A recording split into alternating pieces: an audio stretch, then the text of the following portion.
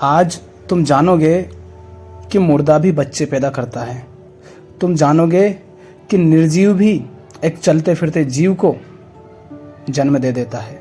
हाँ, अगर तुम्हें संतुष्टि ना हो तो तुम पर कोई बाध्यता नहीं है कि तुम उसको स्वीकार ही करो। तो तुमने ये तो ज़रूर सुना होगा, जैसे कि आदि शंकराचार्य भी कहते हैं निर्वाण षटकम में, वो कहते हैं कि न मैं मन हूँ, न बुद्धि, न चित्त, न अहंकार, न जन्म, न मृत्यु, मैं निर्गुण हूँ, निराकार हूँ, अचिंत्य हूँ, अकल्पनीय हूँ। ये शब्द सुने हैं ना आपने। न मेरा कोई माता, न कोई पिता, मैं सब इंद्रियों से परे हूँ। कृष्ण के पास जाएंगे तो कृष्ण भी क्या कहेंगे कि आग उसे जला नहीं सकती, पानी उसे गीला नहीं कर सकता, शस्त्र उसे छेद नहीं सकता, मन उसकी कल्पना नहीं कर सकता। ये इसलिए याद दिला रहा हूँ ताकि आपको वो बात समझने में थोड़ी आसानी रहे और बात के मर्म को समझने पर ध्यान दें, कमियां या खोट निकालने पर नहीं। नीयत साफ रखो। तो मैं कह रहा हूँ तुमसे कि ना तो जन्म है न मृत्यु। किसका? उसका जिसे कोई ब्रह्म कहता है, जिसे किसी ने आत्मा कहा, किसी ने सत्य, किसी ने परमात्मा, किसी ने मुक्ति, जो भी नाम दो। फिर ये सब जो जन्म मृत्यु चल रहा है ये क्या है?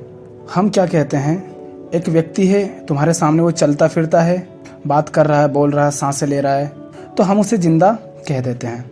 वही व्यक्ति जब ये सब करना बंद कर देता है, सांसें लेना बंद कर देता है, दिल धड़कना बंद कर देता है, तब हम उसे मुर्दा कह देते हैं। किंतु मैं तुमसे कह रहा हूं कि वो मुर्दा नहीं है। मुर्दे का अर्थ क्या हुआ कि अब उसमें चेतना नहीं है। पर मैं कह रहा हूं कि यह या तो तुम्हारा भ्रम है या अज्ञान है, क्योंकि वह अभी भी चैतन्य है। यदि कण कण में नारायण है तो वह कण अचेतन कैसे हो सकता है? बस वह वस्तु अब तुम्हारे लिए उपयोगी नहीं रही, इसलिए तुमने उसे मृत घोषित कर दिया है। एक मशीन है बड़ी सी, वो चल रही है, तुम उसका स्विच ऑफ कर दो, इसका अर्थ क्या वो मर गई? नहीं ना। मशीन दौड़ रही थी, चल रही थी, अब उसकी सारी क्रियाएं बंद हो गई हैं, बस इसलिए कि आपने उसका स्विच ऑफ कर दिया। इसको मृत्यु नहीं कहते।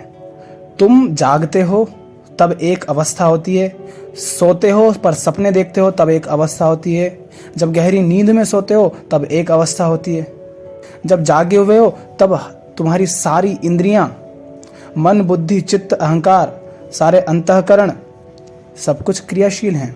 जब सो रहे हो किंतु स्वप्न देख रहे हो तब तुम्हारी इंद्रियां काम नहीं कर रही हैं, वो निष्क्रिय हो गई हैं, किंतु अंतःकरण अभी सक्रिय है, मन काम कर रहा है, अभी दिल धड़क रहा है, सांसें ले रहे हो, ये अलग अवस्था है। जब गहरी निंद्रा में हो तब ना मन, बुद्धि, चित्त, अहंकार कुछ भी नहीं है, वो भी विलीन हो गए और इंद्रियां भी नहीं है सक्रिय, ये अलग अवस्था है।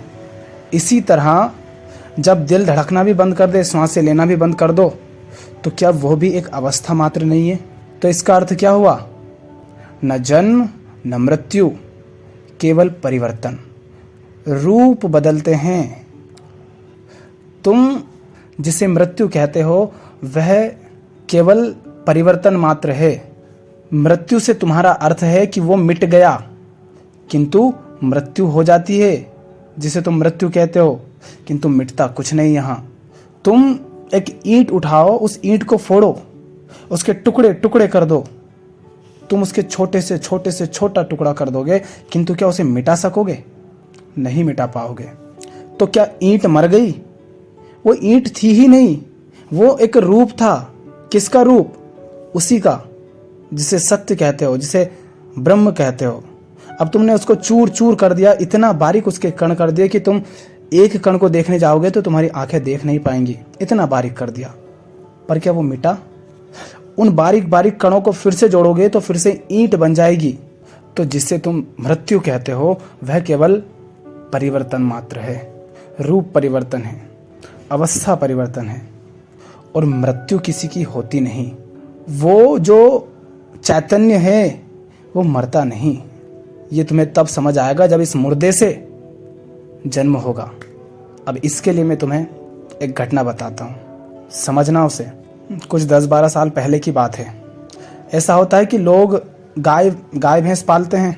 तो जो लोग गाँव में रहते हैं वो क्या करते हैं कि जब उनका पशु मर जाता है तो उसे जंगल में फेंक कर आ जाते हैं उसके शरीर को, या किसी खाली जगह पर, गांव से अपने दूर खाली जगह पर फेंक कर आ जाते हैं। तो एक दिन ऐसा हुआ था कि एक जानवर मरा पड़ा था, उसको कुत्ते खा रहे थे नोच नोच के, और कुछ वो चील और गिद्ध वगैरह जैसे भी थे और कौवे भी थे, वो खा रहे थे। और मैं नाक दबाते हुए वहाँ पर चला गया, ये देखने के लिए कि मर तो गया है, ये सब नोच नोच के खा रहे हैं, पर ऐसा हुआ क्या है, मतलब इसके शरीर के अंदर ऐसा क्या था कि जो नहीं है, इसके कारण ये अब यहाँ पर पड़ा हुआ है मरा। क्योंकि जानवर तो जवान था, ऐसा भी नहीं था कि बिल्कुल बुढ़ा हो गया था। तो कुछ दिखा तो नहीं, पर एक बात याद आई वहाँ से कि उसका जो मांस है वो सड़ने लगा था। तो बदबू तो मार ही रहा था, किंतु उसमें कीड़े पड़ गए थे, कीड़े पड़ गए थे, कीड़े कीड़े। ये क्या हुआ, मुर्दे ने एक जीवित को जन्म दे दिया। यदि वो शरीर मृत है, यदि उस शरीर की मृत्यु हो चुकी है, तो उसमें से एक चलता फिरता जीव कैसे पैदा हो सकता है, उसमें चेतना कैसे हो सकती है। और वो जो कीड़े थे, वो कीड़े कहीं आसमान से नहीं आए थे, वो उसी मांस से उत्पन्न हुए थे, उसी शरीर से उत्पन्न हुए थे जिसको तुमने मृत घोषित कर दिया था। अगर वो मृत है तो ये चेतना कहाँ से आई? यही है कण कण में नारायण, यही है जन्म मृत्यु से परे। मैं जन्म मृत्यु से परे हूँ, जगत चेतना अनादि अनंता शिवोहम। सुना है ना सब, वो यही है। तुम जिसे मृत कहते हो वो मृत नहीं है, जिसे तुम जीवित कहते हो वो जीवित नहीं है, क्योंकि वो जन्म और मृत्यु से परे है, वो मात्र है। ये तो तुम्हारा भ्रम है, जो अज्ञान के कारण तुम्हें कुछ भी दिखाई देता है, कुछ भी उसको समझ लेते हो। उसके बाद कुत्ते भी खा रहे थे ना उसे, कौवे भी खा रहे थे, वो गिद्ध और चील वगैरह भी खा रहे थे। मान लो इन पशुओं को कुछ खाने को ना मिले, ये भूखे हों, तो इनकी अवस्था भी कैसी हो जाएगी? इनका शरीर भी निष्क्रिय होने लगेगा, प्राण शून्य होने लगेगा। पर यदि ये इसी मुर्दे के मांस को खा लेंगे, इसी मुर्दे जानवर के मांस को, तो ये फिर से ऊर्जा से भरपूर हो जाएंगे, इनमें ताकत आ जाएगी, ये जीवित हो उठेंगे, खिल उठेंगे। क्यों? ये तो मुर्दा है, ये तो मर चुका है। फिर इसमें ये ऊर्जा कहाँ से आई, ये शक्ति कहाँ से आई? ये शक्ति कहीं से आई नहीं है, हर कण चैतन्य है। इसी को मैं कह रहा हूं कि मुर्दा भी बच्चे को जन्म देता है। तुम अपने आप को जिंदा कहते हो, ठीक, और यदि कुछ चीज ऐसी है जिसके बिना तुम जीवित नहीं रह सकते, उसे तुम वायु कह दो, उसे तुम जल कह दो, भोजन कह दो, तो तुम अपने आप को जीवित कहते हो। और कुछ चीज ऐसी है जिसे तुम निर्जीव कहते हो, किंतु उसके बिना तुम जीवित नहीं रह सकते, तो फिर बताओ वो चीज निर्जीव कैसे हुई? वो निर्जीव नहीं है, वो चैतन्य ही है। तो जिसे तुम मुर्दा कहते हो वह मुर्दा नहीं है। इसी मुर्दा शरीर को तुम जला दोगे, इसका रूप फिर बदल जाएगा, ये राख हो जाएगा। ये राख उड़ करके मिट्टी में मिल जाएगी, ये मिट्टी हो जाएगी।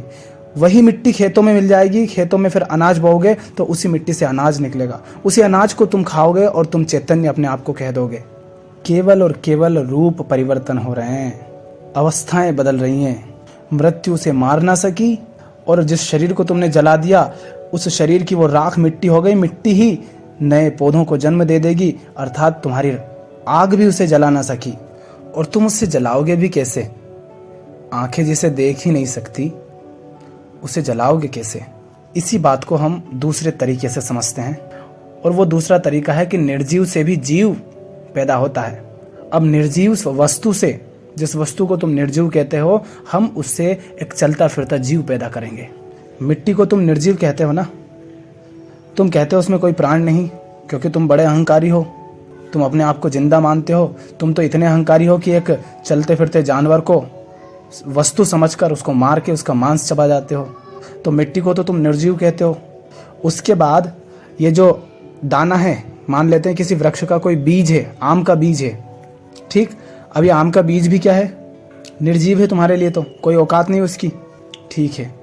हम इस मिट्टी में इस बीज को डाल देते हैं। अब कुछ दिन हम इंतजार करेंगे तो क्या होगा? एक पौधा निकलेगा ना। ये पौधा चैतन्य है, इसमें हरियाली है, इसमें शीतलता है, इसमें सौंदर्य है, पर इतनी सूक्ष्म तुम्हारी दृष्टि नहीं है, इसलिए तुम इसको भी एक जीव की तरह नहीं देख पाते ना। तो चलो आगे चलते हैं।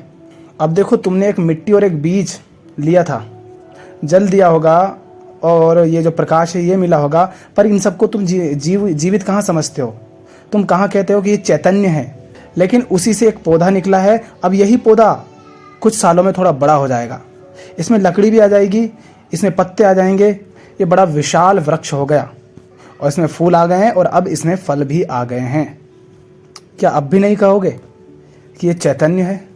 जल के बिना तुम हो नहीं सकते, भोजन के बिना तुम हो नहीं सकते, वायु के बिना तुम हो नहीं सकते, सूर्य के बिना तुम हो नहीं सकते, अर्थात जिन चीज़ों के बिना तुम हो नहीं सकते वह चैतन्य ही है।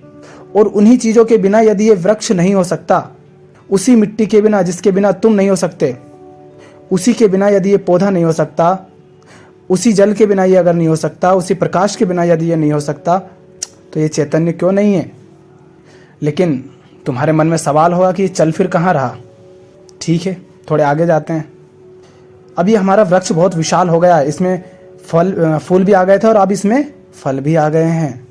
अब इसके फल आ गए हैं, फल खा रहे हो सब। पर अब ऐसा होता है कि इसमें से एक फल टूट करके ज़मीन पर गिर जाता है, 2-4 दिन पड़ा रहता है और सड़ जाता है। अब ये फल सड़ेगा और इस फल के अंदर तुम्हें जाओगे तो तुम्हें कीड़े दिखाई देंगे। अक्सर आम के अंदर सफ़ेद सफ़ेद कीड़े पड़ जाते हैं और वो कीड़े चल फिर रहे हैं, वो चैतन्य है। और इनको तुम नकार नहीं सकते कि ये चैतन्य नहीं है, क्योंकि तुम्हारी जो शुरुआत है, जो इवोल्यूशन है, उसको जाकर देखो पीछे तुम कहाँ से आए थे। इतने सूक्ष्म स्तर से तुम्हारी शुरुआत हुई है। तुम्हारी माने इस शरीर की, जिसकी आंखें तक नहीं थी, जिसको तुम जिसको तुम अपनी आंखों से देख तक नहीं सकते। तो यदि वो चैतन्य था, तुम चैतन्य हो, तो यह भी चैतन्य ही है।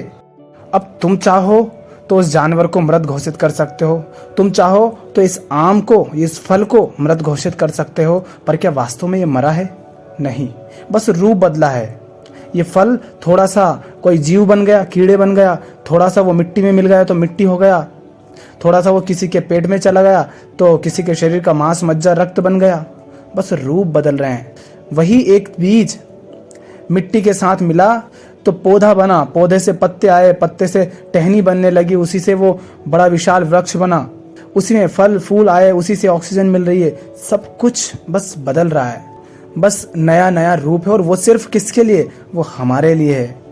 और एक तरफ तो निरंतर परिवर्तन है, किंतु गहराई से अगर जानोगे तो तुम पाओगे कि परिवर्तन भी ऊपर ऊपर है। जो मूल तत्व है उसमें कोई परिवर्तन नहीं।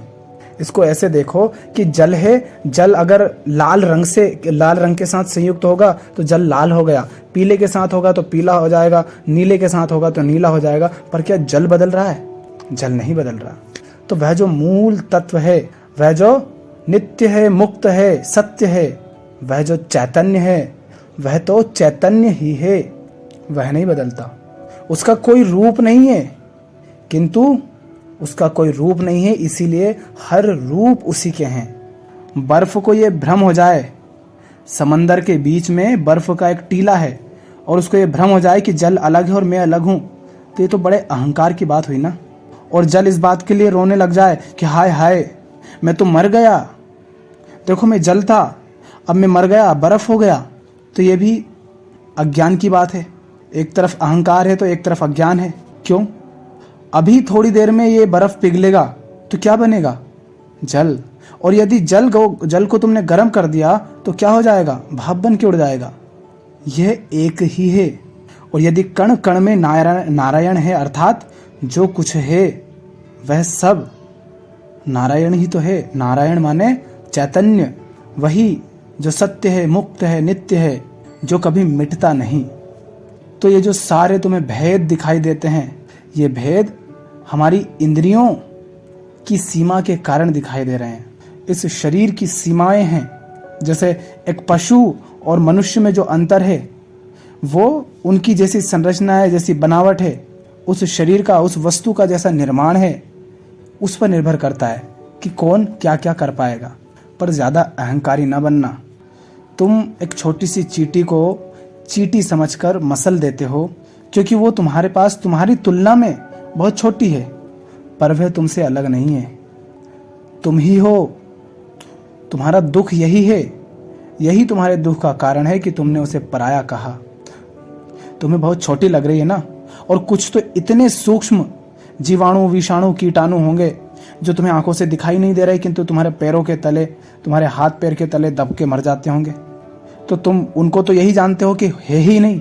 ये बताओ, अभी तो तुम्हें खड़े होकर के चींटी दिख जाती है, तुम्हारी जो ऊंचाई है, जो तुम्हारी लंबाई है, तुम मान लो 500 फीट के हो गए, तब तो तुम्हें ये जो आसपास के इंसान है ये भी छोटे छोटे दिखाई देंगे, तो तुम इनको मसल के रख दोगे। तुम यदि आसमान में उड़ने लग गए हवाई जहाज में, तो फिर तो तुम्हें कोई इंसान दिखेगा ही नहीं। तो इसका अर्थ क्या ये हो गया कि वो इंसान नहीं है, या वो चैतन्य नहीं है, या उसे पीड़ा नहीं होगी, या उसे दुख नहीं होगा? होगा। तो इसलिए ये जो द्वैत में जीते हो, अपने पराये में, अच्छे बुरे में, देसी विदेशी, ये उसका धर्म, ये मेरा धर्म, ये आदमी, ये औरत, और इन सब के नाम पर जो क्रूरता, जो शोषण, जो हिंसा होती है, ये तुम ना करो, क्योंकि ये हमारे अज्ञान का ही परिणाम है। बस एक बूंद और समुद्र अलग अलग नहीं है, दोनों में एक ही तत्व है, बस अनगिनत बूंदों का परिणाम ही समुद्र है। उसी प्रकार हर कण चैतन्य है, और जो तुम्हें कण नहीं लग रहा, तुम्हें कोई विशेष चीज दिख रही है, वह भी उन कणों का संयुक्त रूप ही है जिन्हें तुम कण कहते हो। जिस प्रकार हर बूंद में प्यास को शांत करने की ताकत होती है, गुण होते हैं, वैसे ही हर कण चैतन्य स्वरूप है। यूं ही इस देश में पेड़ों की पूजा नहीं होती है, यूं ही नदियों की पूजा नहीं होती है, यूं ही किसी सूर्य और चंद्र की पूजा नहीं होती है। यहाँ पत्थर को पूजा जाता है, तिनके को पूजा जाता है। उसका कारण यही है। आज तुम नहीं जानते, इसलिए तुम उन्हें व्यर्थ कह देते हो, पर देखो तुम्हारे अज्ञान का परिणाम, तुमने नदियों का क्या हाल किया है। सारी कंपनियां अपनी गंदगी, अपना अहंकार, अपना अंधकार में जीवन उस कचरे के रूप में, उन केमिकल्स के रूप में नदियों में बहा देते हैं। देखो, हमने पहाड़ों को पूजा था, और आज हमने कहा कि पहाड़ क्या चीज़ है, और हमने बर्बाद कर दिए। पेड़ों को पूजा, लेकिन आज हमने जंगल साफ कर दिए। हमने पशुओं पक्षियों को पूजा, लेकिन आज प्रजातियां विलुप्त होती जा रही है। हमने पृथ्वी को माँ कहा, लेकिन आज उसका विनाश कर दिया है। और क्लाइमेट चेंज की समस्या हमारे सर पर चढ़कर बैठी है। पशुओं को जिनको हम पूजते थे, हम उनका मांस खाते हैं। यही तो है हमारा ज्ञान, इसी को तो अहंकार कहते हैं। पर तुम इतना जान लो, न जन्म न मृत्यु, न अपना न पराया, न मुर्दा जिंदा, मुर्दा नहीं है और जिंदा जिंदा नहीं है। जो है मात्र वह है, वह चैतन्य ही है। इसी को कबीर साहब कहते हैं, जा का गला तुम काटी हो, वाह फिर काटे तो ही। तुम ये मत समझना कि तुमने उसे मारा है, तुमने उसे मारकर खुद को मारा है। तुमने उसका गला नहीं काटा, अब तुम्हारा गला कटेगा। और ये तो तुम्हें पता ही है कि वो उसी रूप में तो जरूरी नहीं है कि आए। रूप तो उसका कुछ भी हो सकता है। कृष्ण आज सुदर्शन चक्र लेकर थोड़ी ना आएंगे, राम आज धनुष बाण लेकर थोड़ी ना आएंगे। आज तो वो आंधी तूफान बनकर आ जाएंगे, सुनामी बनकर आ जाएंगे, भूकंप बनकर आ जाएंगे। जैसा आज राक्षस के शस्त्र होंगे, जैसा आज अहंकार का बल होगा, उसी के अनुसार वो आ जाएंगे। तो इस संसार को तुम एक खेत समझो, ऐसा खेत जिसमें जो कुछ भी उपजता है वो चैतन्य होता है। ये संसार ऐसा खेत है जिसमें चेतना रूपी फसल उपजती है। तो किसी को भी स्वयं से अलग जानना हमारे अज्ञान का द्योतक है। तो वह जो फल से चलता फिरता जीव पैदा हुआ, और वह जो मांस से माने मुर्दे ने एक जीवित चेतना को जन्म दिया, इन दोनों बातों पर गौर करना, इन पर विचार करना कि जिसे तुम मृत्यु समझते हो, क्या सचमुच वो मृत्यु है भी या नहीं।